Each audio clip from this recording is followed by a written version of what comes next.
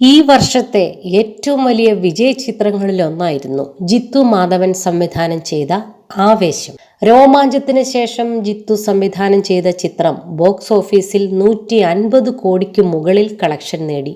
OTT റിലീസിന് പിന്നാലെ കേരളത്തിന് പുറത്തും ആവേശം തരംഗമായി മാറി.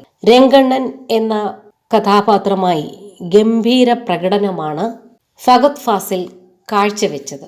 ഇപ്പോഴിതാ ചിത്രം തെലുങ്കിലേക്ക് റീമേക്ക് ചെയ്യുമെന്നുള്ള റിപ്പോർട്ടുകളാണ് പുറത്തുവരുന്നത്. തെലുങ്കിലെ മുൻനിര പ്രൊഡക്ഷൻ കമ്പനികളിലൊന്നായ മൈത്രി മൂവി മേക്കേഴ്സ് ആവേശത്തിന്റെ റൈറ്റ്സ് സ്വന്തമാക്കിയിരിക്കുന്നു എന്നാണ് റിപ്പോർട്ടുകൾ. ഫഹദ് ഫാസിൽ അവിസ്മരണീയമാക്കിയ രംഗൻ എന്ന കഥാപാത്രമായി തെലുങ്ക് സൂപ്പർ സ്റ്റാർ നന്ദമൂരി ബാലകൃഷ്ണ എത്തുമെന്നാണ് റൂമറുകൾ.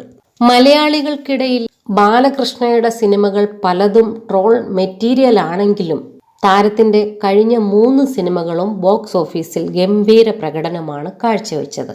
ഏറ്റവും ഒടുവിൽ റിലീസായ ഭഗവന്ത് കേസരി 150 കോടിക്ക് മുകളിലാണ് കളക്ട് ചെയ്തത്. പാൻ ഇന്ത്യൻ റിലീസ് ഇല്ലാതെയാണ് താരത്തിന്റെ ബോക്സ് ഓഫീസ് പ്രകടനം കാണാൻ സാധിക്കുന്നത്.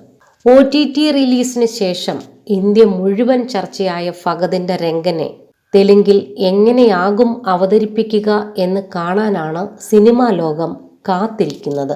ബാംഗ്ലൂരുവിലെ രംഗൻ എന്ന ഗ്യാങ്സ്റ്ററിനെ ഹ്യൂമറിന്റെയും മാസിന്റെയും പശ്ചാത്തലത്തിലാണ് ജിത്തു മാധവൻ അവതരിപ്പിച്ചത്. സുഷിൻ ശ്യാമിന്റെ സംഗീതവും ആവേശത്തിന്റെ പ്രധാന ഹൈലൈറ്റുകളിൽ ഒന്നായിരുന്നു.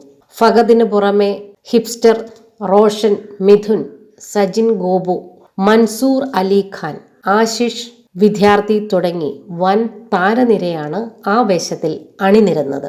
Anwar Rasheed entertainments, Fahadh Faasil and friends എന്നിവയുടെ ബാനറിൽ അൻവർ റഷീദും നസ്രിയ നസീമും ചേർന്നാണ് ആവേശം നിർമ്മിച്ചത്.